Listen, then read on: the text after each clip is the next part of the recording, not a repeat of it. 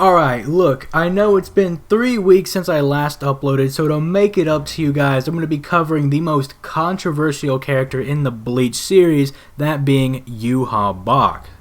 The reason I say he's the most controversial character in the series is because, unlike other characters which maybe have a few different tierings and everyone's generally in agreement on how strong they are, Yhwach is just all over the place. You know, he's either planetary, multi-planetary, star level, like solar system, multi-solar system, galaxy, universal, low multiversal. Like, the dude is just absolutely nuts. Nobody has any idea how strong this guy is until, you know, of course, I come on the scene and I tell y'all how strong he is.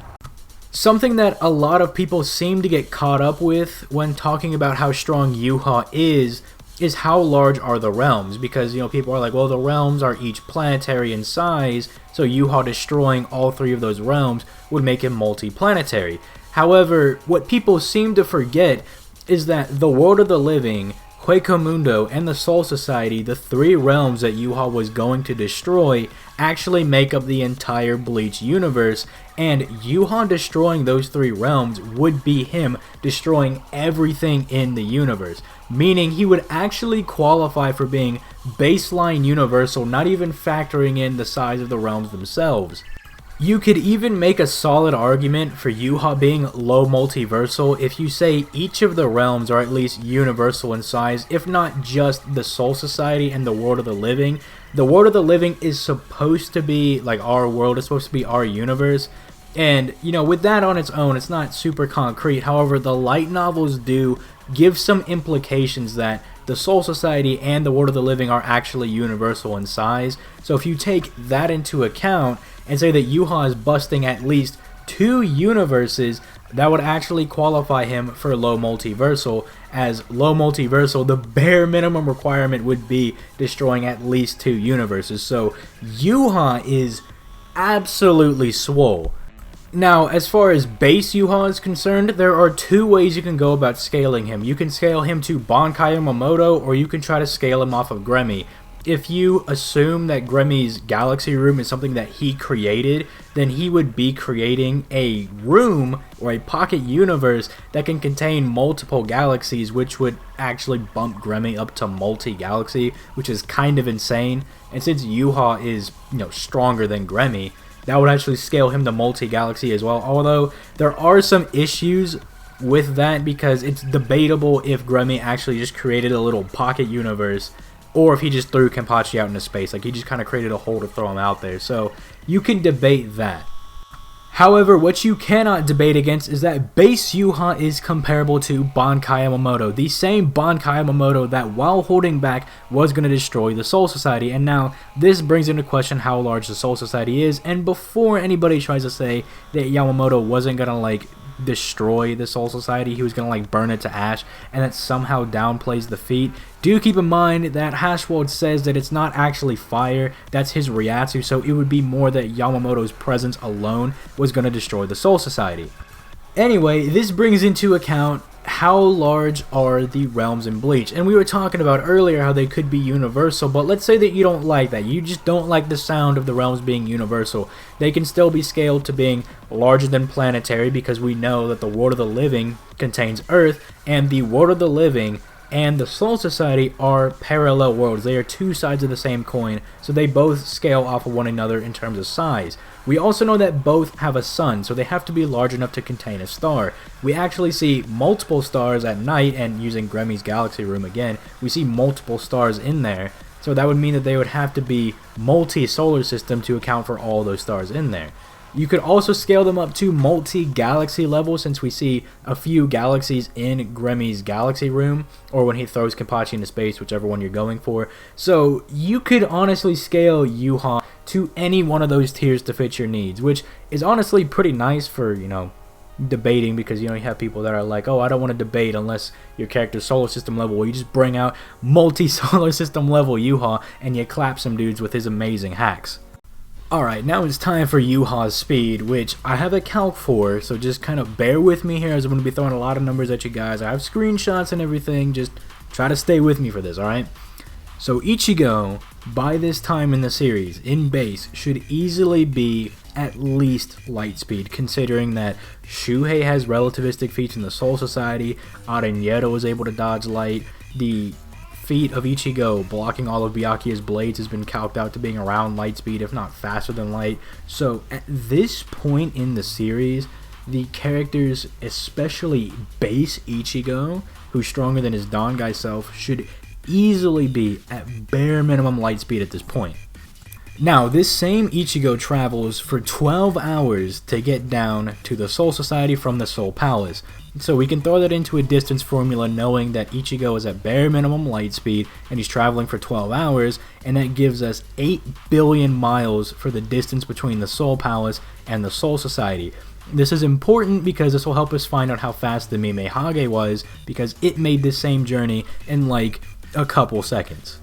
So we know that the distance between the Soul Palace and the Soul Society is about 8 billion miles. We know that the Mime Hage made this journey in 1 through 5 seconds because it did it in a couple panels. So I'm going to go with 5 seconds here because I feel that's, pretty alright. I don't feel like it's too absurd and that's not lowballing too much.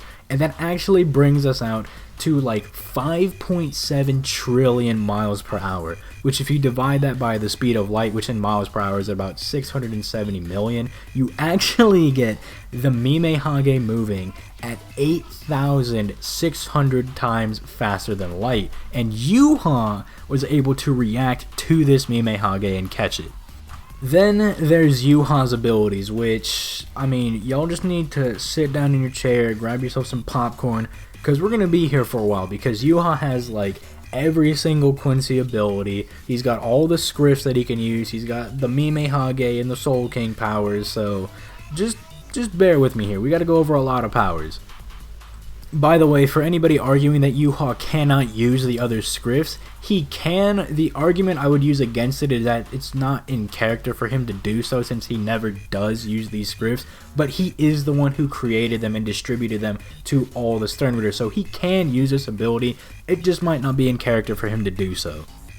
Alright, so let's just go ahead and start off with the Quincy abilities. The basic, quote-unquote basic package of abilities that Yhwach has, not including the scripts, the almighty, nothing like that. So we have Sanct Alter, which Yhwach can essentially use to strip people's powers away from them. We never actually got to see this fully utilized because he used it against Ichibei, and Ichibei can just restore his powers to himself, so it didn't exactly work on Ichibei because he has a specific counter to that, but Yhwach does have an ability that he can use to strip people's abilities from them. He can manifest a bow or sword out of Ryatsu. Those aren't too special, we're just going to move aside from that. He has Sklav Ray, which he can essentially use to enslave Ryatsu, and this is so potent to the point that Quilj, who is a Quincy, was able to enslave Alon and like merge himself with him. And keep in mind that hollows are supposed to be poisonous to Quincy's. Like, just being around them like degrades their soul and kills them, and yet Quilj was able to completely merge with Alon, who is a hollow. So Sklav Ray is a very potent ability. Then we have Ronso Tengai, which if Yhwach ever gets in a position where he can't move, like his entire body gets immobilized, or say his arm is, asleep for some reason, he can use Ronso Tengai to essentially puppeteer himself, to use like Ryatsu's like puppet strings to control his body, as we see in Uryu's fight against Mayuri, where Uryu was completely paralyzed and was still able to fight pretty much flawlessly against Mayuri. There's also Hyuden Kyaku, which is the Quincy version of high-speed movement. He also has Blute, Blute Vein, and Blute Artery. Blute Artery and Blute Vein pretty much just amp your offensive and defensive capabilities drastically, as seen when Ichigo was actually able to take a hit from Yhwach when he had Blute Vein active. So it does drastically amp your offensive defensive capabilities, and Yhwach is actually able to project his Blute Vein around him in sort of like this dome force field type of thing. And finally, as far as Quincy abilities are concerned, he has Zonk Zwinger, which just kind of summons these pillars around Yhwach and is just supposed to like tear his opponent apart or something. It's just like a basic, I don't want to say basic, but it's just a Quincy offensive spell. And now we're on to the scripts, starting off with Yhwach's script, The Almighty, which, is nothing special. It doesn't really give Yhwach any cool ability, just the ability to rewrite the future, and actually rewrite fate itself, because not only does Yhwach just see into the future at first, but he eventually gets the ability to see all futures, like they're grains of sand on a beach, so he can see like countless timelines, and then choose which future best suits him. So he's like, oh, I lose in that future? Well, let's just not do that. Well, let me pick this future where I just slap everybody. And he even states to Ichigo that, Ichigo, you have the ability to somewhat manipulate fate, and then he still slaps him with the Almighty. So it's like, the Almighty also gives Yhwach some version of fate manipulation as well. It is just absolutely broken. He can even revive himself with the Almighty. He can be like, oh yeah, I can rewrite a future in which I've already died. It is just absolutely broken, and I don't mean to kind of gloss over it this quickly. I feel like I'm giving it a pretty decent amount of time, but I feel like everybody here who has seen or read Bleach knows how OP this ability is. Now, before we cover the other scripts, it should be noted that he more than likely cannot use Gerard or Pernita's abilities because they are stated to have had their abilities before Yhwach gave them their scripts, and the only reason they have scripts is because Yhwach gave it to them in recognition of their powers. So, aside from Gerard's miracle and Pernita's compulsory, he should be able to use all the other Stern Ritter's abilities, and to be fair, it's not the biggest of loss. I mean, he can kind of already do something similar to the compulsory with his own Bleach, and Gerard being able to revive and make himself stronger is great and all, but Yhwach already is able to revive himself with the Almighty, so it's not the biggest of losses. That being said, Yhwach would still have some pretty overpowered scripts at his disposal, like the balance, which would allow him to shift damage to, well, I don't know if the shield is specific to Hashvald, but he would be able to shift damage off of himself and then rain misfortune on his opponent. He would have the death dealing, which essentially allows him to alter the lethal dosage of things, like say the air, so his opponent's breathing in air and now it's toxic to them, or he could like make their blood toxic, so just by existing they're already dying. He could detonate his Ryatsu with the explode, where anything that his Ryatsu touches becomes a bomb. With the fear, he could just kind of like psychologically mess up his opponents by getting his little fear goo on them. With the glutton, he could eat stuff. I mean, there's nothing really with that ability, I'm not gonna lie. The heat gives him basic fire manipulation, I guess if he's fighting someone that's afraid of fire or has a weakness to fire, that's gonna be useful. And then he has the iron, which, I mean, the iron's not useful, alright guys, don't use it. With the jailer, he could imprison other people, however the only restriction on this is that he cannot imprison other Quincy's. With the love, he could literally make people fall in love with him and do whatever he wants. And it's one of my favorite abilities to use for Yhwach. With the power, the only thing we saw with this is that Menina's got some giant fap arm, kind of like Zamasu did in Dragon Ball, and she just got real strong and punched Litato in the face. With the question, he's able to make people question themselves, however, we really didn't get any more information on this one because it was used against Kenpachi after he got deafened by the roar, so we really don't know how strong this ability is, but I think it'd be very good combined with the fear, because maybe you're learning more about your opponent and, you know, then you could play more to their fears. I don't know.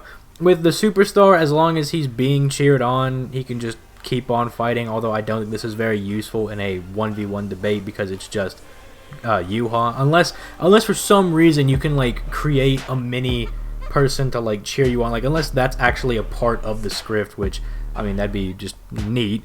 With the Thunderbolt, he has electric manipulation, same thing as the heat. He can manipulate electricity. Great, awesome that you have that. Don't see it being too useful in very many debates. With the Underbelly, as long as like Yhwach is looking at his opponent for a decent amount of time, he will learn all of their weaknesses, which he does have the Almighty, which gives him pretty good precog, but I guess if he misses anything with the Almighty, the Underbelly is just going to kind of help him out with that. Then there's the Visionary, which pretty much means that anything Yhwach imagines comes into reality. You know, Gremmy imagined that Yachiru's bones were cookies, and she fell down because cookies cannot support the weight of a human body. And unlike Gremmy, who's like this little kid and spooked himself into killing himself, right? He tried to imagine himself stronger than Kenpachi. Yhwach doesn't have that issue because Yhwach's pretty raw. So say Yhwach imagines, oh, that my opponent doesn't exist anymore.